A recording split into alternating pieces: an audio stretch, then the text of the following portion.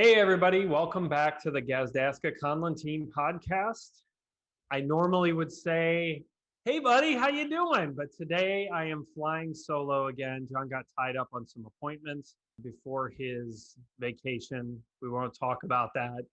He gets a little guilty about going on vacation, but it is much needed. It is time for him to get away.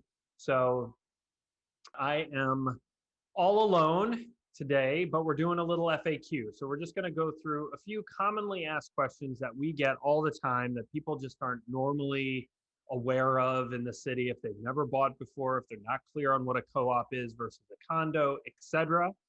3 questions, as is typical. I think we've done this a few times now. But the first one is square footage. So square footage is always a source of angst in our city for 2 reasons. One is in the cooperative world, so our market is about 70% still cooperatives.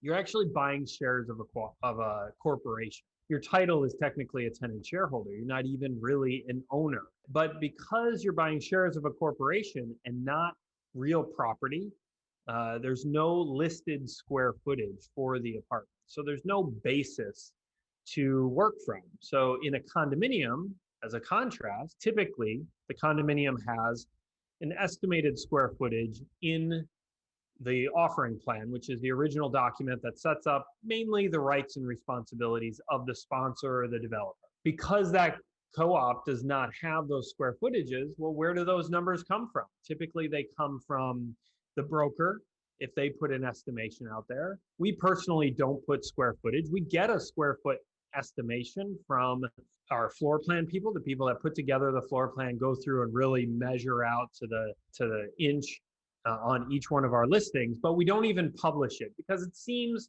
you know what, no matter what I tell you, you're probably going to think it's either high or low.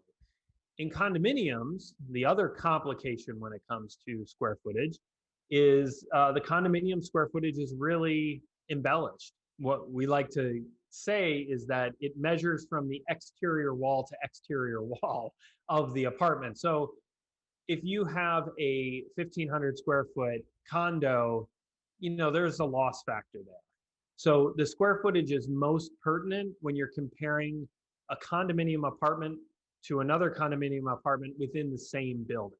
If it's in the same building, then they use the same methodology to come up with the square footage, and you can look at price per square foot. It's still pertinent looking condo to condo, but if it's a 1980s condo versus a 2005 condo, there are some small differences.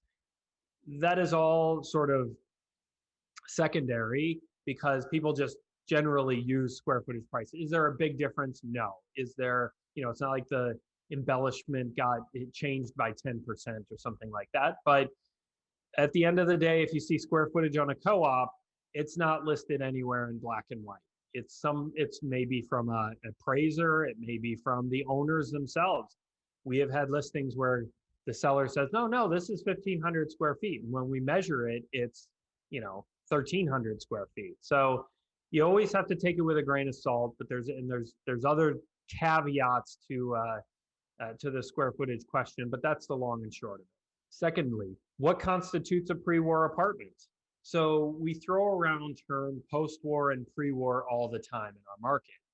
Pre-war is really referring to pre-World War II. Before 1940, basically 1942, there was a lull in developments right around the war, which makes sense. So you don't see buildings that were built and sold off in 1943 or 1942. Some, the earlier ones, you may see at 1950 if there was something already in the works or something. But there's also a lot of typical amenities or details that come along with a pre-war apartment. So generally speaking, you have higher ceilings, you have bigger rooms because it lends itself more to a formal living time. So you had a formal living, a formal dining. Sometimes staff rooms are many times in old pre-war layouts. Herringbone floors were very popular at the time. Wood burning fireplaces, beamed ceilings.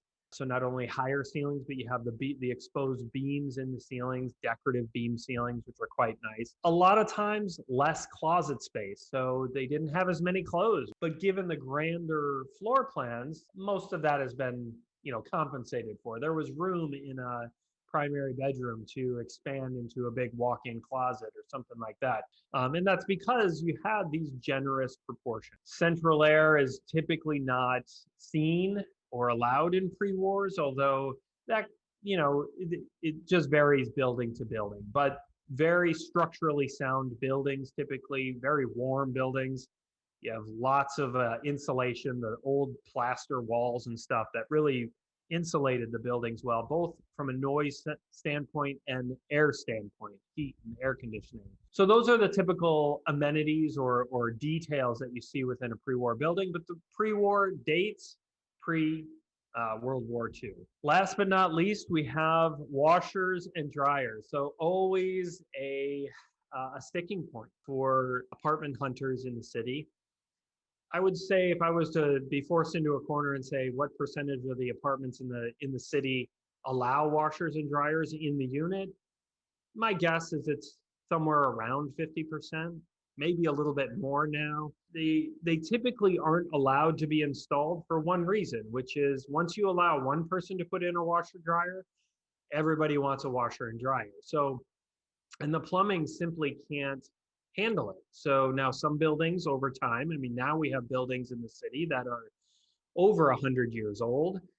A lot of times those plumbing risers, so a plumbing riser is a stack of pipes that runs from the basement of the building where it ties into the sewer systems of the city, goes all the way to the top floor of the building. Those old risers many times can't handle if everybody puts it in, and then that becomes the engineering issue. And the last thing you want in any building is to have a pipe burst. It does $1 million worth of damage in about 5 minutes, and it takes a lot to contain it.